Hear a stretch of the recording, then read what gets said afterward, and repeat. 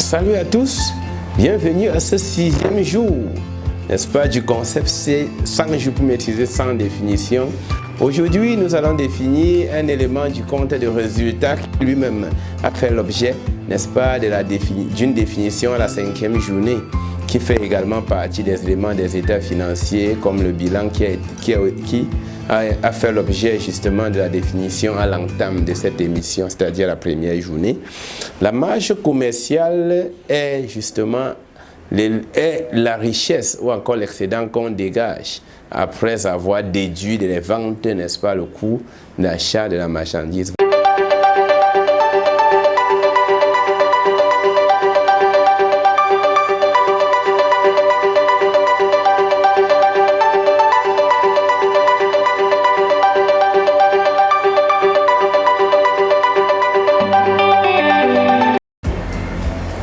Salut à tous, bienvenue à ce 6e jour, n'est-ce pas, du concept c'est 100 jours pour maîtriser 100 définitions.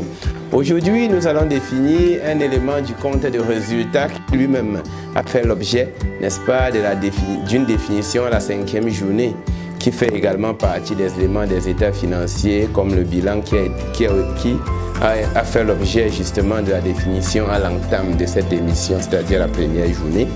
La marge commerciale est justement la richesse ou encore l'excédent qu'on dégage après avoir déduit des ventes, n'est-ce pas, le coût d'achat de la marchandise vendue. Je n'ai pas dit le prix d'achat, mais le coût d'achat, c'est-à-dire l'achat de marchandises plus frais accessoires à intégrer à cela pour la période de la variation de stock.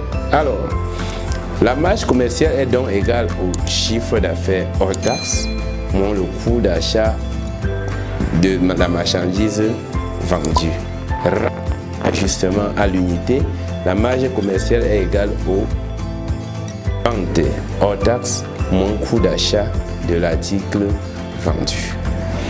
Il permet justement de maîtriser, d'évaluer la capacité de l'entreprise à maîtriser ses coûts d'achat ou encore justement à maîtriser ses prix de vente.